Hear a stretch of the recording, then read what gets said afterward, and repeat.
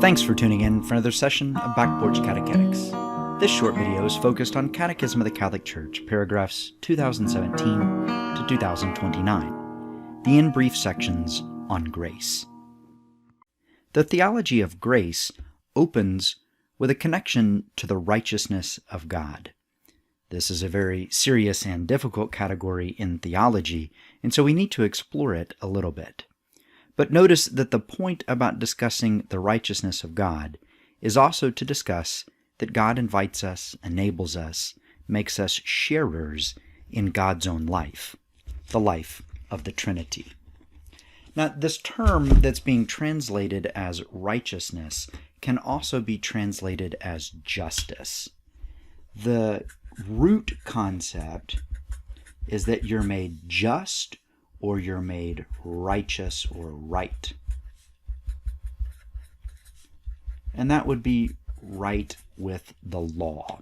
So there's a kind of a fundamental understanding that grace is rooted in or related to a concept of law.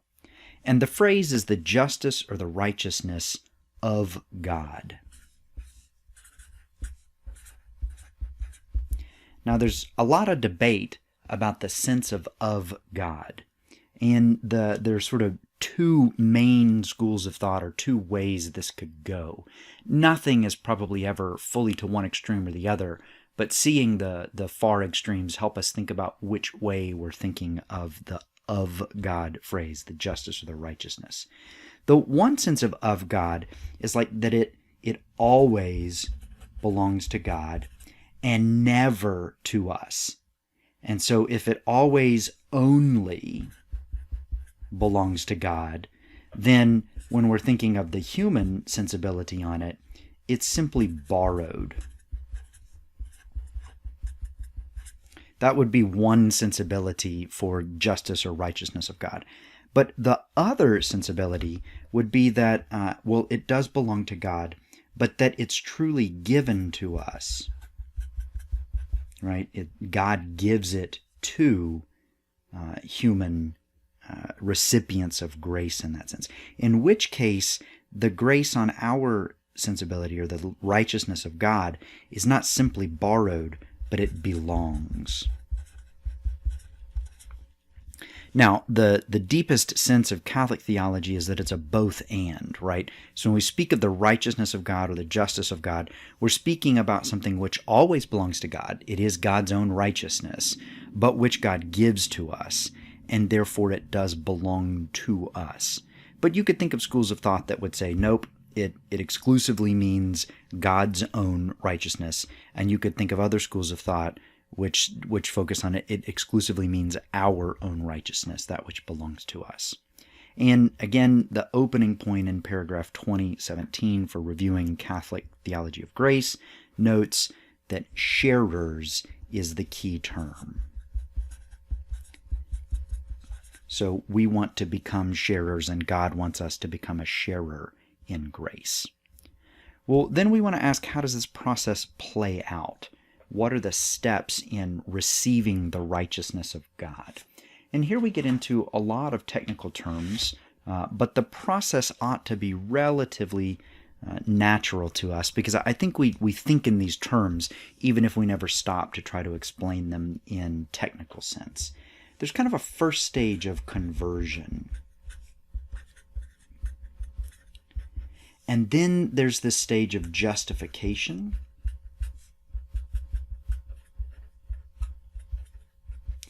And then there's the stage of sanctification.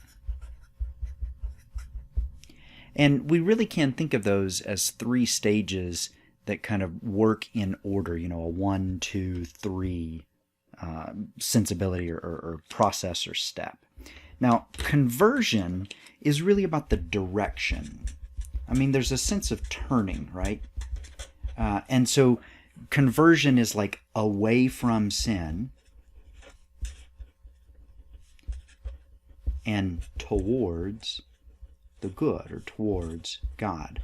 If you just think about your basic aspect, your basic direction, which way you're facing. Conversion means to turn around, to turn away from sin to God. Or sometimes we think of being converted within, turned within, like perverted within, like we're focused on ourselves. And so conversion could be like a turning from the self and an opening up to see the other, to love your neighbor, or a turning from being faced within to being looking up, straight up towards God. All right, so that's the basic sense of conversion. Now, we've already said that justification, with that justice sense, is about the law. And so this means being made right with the law. And there are kind of two phases within justification, or two aspects where it makes sense to think of this. The first is God giving, right? God gives. And the second is that we receive, right? Because any giving needs a reception. So God gives, we receive. And this is really the cycle of blessing, right? God gives, we receive, and then we're going to be able to give back to God. We're going to be able to stand righteous in front of God or in front of the law.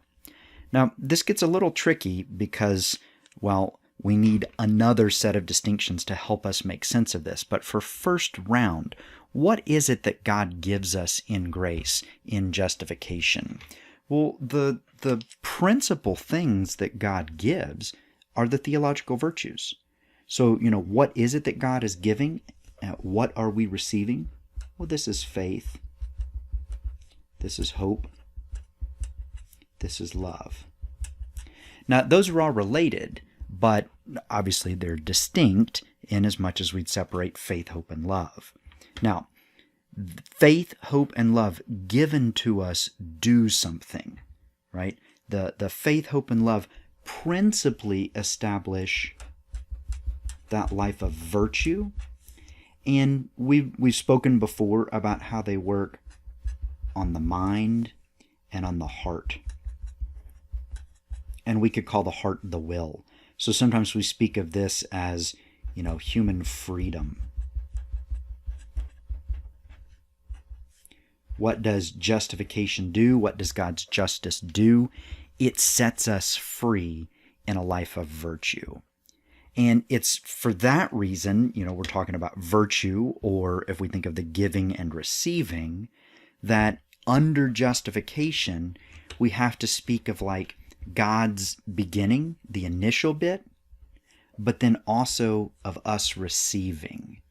And in that sense, we start to talk about cooperation.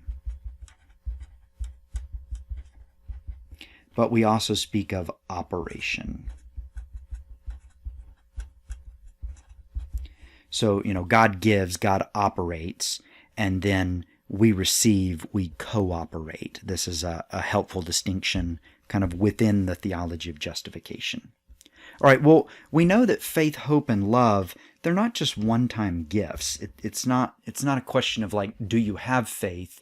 But there's also the sense of, are you continuing to be faithful? And so that has to play out. And that plays out in maturation. Virtue also has the same sensibility, right? You grow in virtuousness. You get better at it. And so that's in this realm of sanctification, which we could also call maturing, or, being perfected, coming to perfection. There's growth in that sensibility. All right, just as a reminder, we start the theology of grace thinking about righteousness, being made right with God, being straight, that sense of a right angle, headed directly towards where we're going, and that the purpose of this is to be made sharers in the life of God. So Catholics are thinking about a righteousness of God given or transferred, shared with humans, that we might then enter the life of the Trinity. This is going to follow these stages: conversion, justification, sanctification. And so it's a process of moving towards God, turning away from sin and moving towards God. Well, that raises some questions, about how does this actually play out? And the answer for how is really our theology of grace. I mean, grace answers that question in a way. How does God enact his plan of salvation in our lives? And the key that comes out in this in brief section is that there are different kinds of grace. So we've already spoken about, something like the divine initiative, the divine beginning.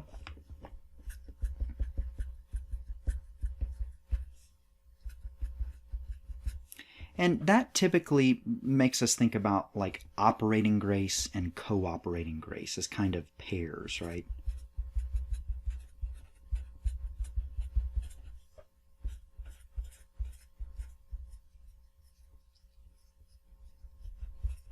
Again, operating grace would be, when God operates on us, God does all the work in that sense, and we're sort of passively receiving it.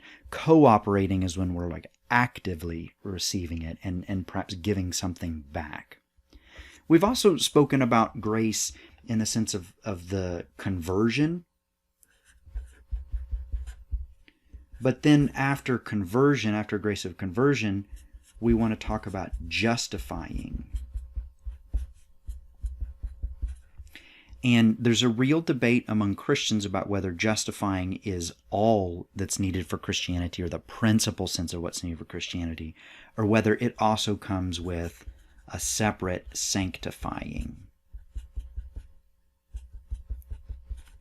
And of course, the position reviewed in the Catechism of the Catholic Church, the position taught there for Catholics, is that it's a both and, right? That justification leads to sanctification, and that your salvation includes being sanctified. So, what it means to be a Christian is all of these, and you can't say, well, it's just one to the exclusion of the other. Another distinction that we see in there in types of grace in the Catechism in brief section is like actual. That's a term that's kind of loaded. It usually means specific. It's like a grace to do this particular task, or a grace to get this thing started. And that often comes in a pair with habitual. Now, habitual is very related to the theology of virtue, because a virtue is a habit. The key here for the theology of grace, when we think of like a specific grace, it's almost like a specific grace is short term, for this purpose. And habitual grace is like a longer term grace. So the idea is, it belongs to us. It's actually given to us. And it's for the longer term. Whereas specific grace is given to us almost as a nudge in the right direction.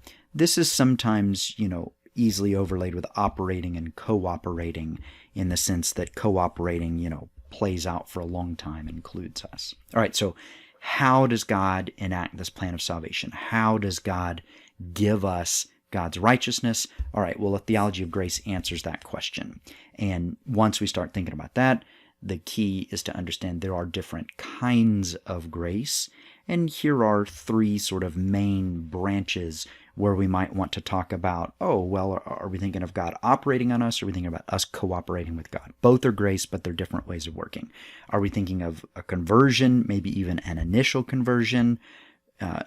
Or are we thinking about being justified? Or are we thinking about how that plays out in the process of sanctification? Are we thinking about a specific short-term grace for this purpose, an act that we need to perform? Or are we thinking about a habit that belongs to us and lasts for the longer term?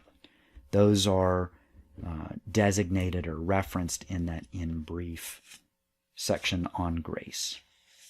Right, if we try to summarize then kind of what's going on, or think about the background here for a theology of grace, I think we really have, two schools of thought that concern divine grace. And grace is always, for humans. So It's almost like we're contrasting the divine and the human. Now, one school of thought is that grace belongs only to God.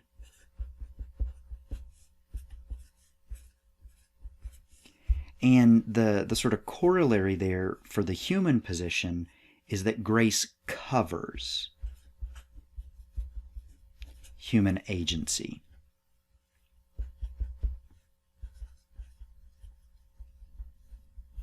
By agency, we mean our actions, right? And I mean, think about that. Virtue describes how we act. The whole process of thinking about something or having a kind of idea, some urge, some intuition, and then reflecting upon it with our mind and judging it against some sense of truth, and then choosing it, deciding to love it, and finally putting that into action. And so the question is, does grace simply cover over human agency? Or the other school of thought is like, is it truly given? And, think about gifts that we give. This is yours. I give you a book and you can write in it if you want, or draw in it, or throw it away, or, but it's yours. It no longer belongs to me. Is there that sense of passing on? Or maybe a better image of truly giving for grace is like an idea. I have this idea, and when I share it with you and I speak it out loud so that you can hear it, it still remains in me. It's still my idea. I have it, but it can also become your idea, right? So does it actually belong to you? And so the sense here in truly given would be it also belongs. Again, also belongs to the human, to human agency. Right, there's another way to diagram these two schools, and so I want to give that to you. It's the same thing, and then that will conclude our little reflections on divine grace on the in brief section. If we wanted to pit that in a different way, we wanted to say, look, we're talking about divine grace, and we're talking about human agency, and we're kind of asking what's the relationship between divine grace and human agency. And we often think of human agency in terms of freedom or free will, and in terms of thinking or our understanding of the truth. Right? Well, one idea would be to make this verses. So we'd say it's divine grace versus human agency. And that's really a model of competition.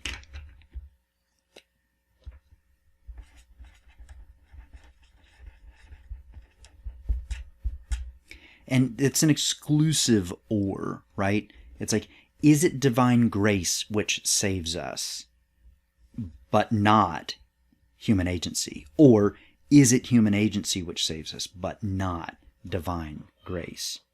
Now, the other model is not the model of verses, but the model of and. And that model is the model of loving union.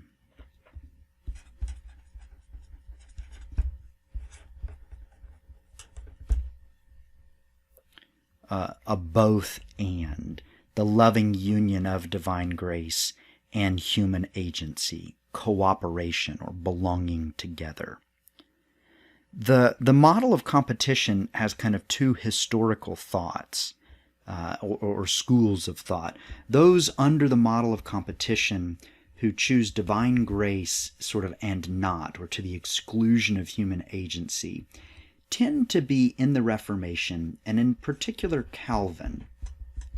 Now, I don't want to say Calvin is always this way or denies human free will, but you'll find Calvinists under that school of thought emphasizing divine grace sort of over and against human agency. Think of something like how double predestination plays out for Calvin. It's like God's completely in charge of the good and the bad. On the other end of thought, those who would push for human agency to the exclusion of divine grace, would be followers of Pelagius. Pelagius is much earlier, about 1,000 years before Calvin, but they seem to accept very similar models of kind of a competition. It's either God who's doing this or it's humans who are doing this, and Pelagius says, I think it needs to be humans. Pelagius is concerned to defend, human free will. We really do have human free will. Calvin is concerned to define or defend divine grace. We really do have grace. But what the Catholic Church is articulating in this section in the Catechism is the both and. In other words, the Catechism is rejecting the model of competition, is saying it is not versus. It is not a competition. Salvation is not a competition, but rather it's a loving union of wills. And historically, that's the Augustinian school of thought, which comes from St. Augustine, the North African in Hippo.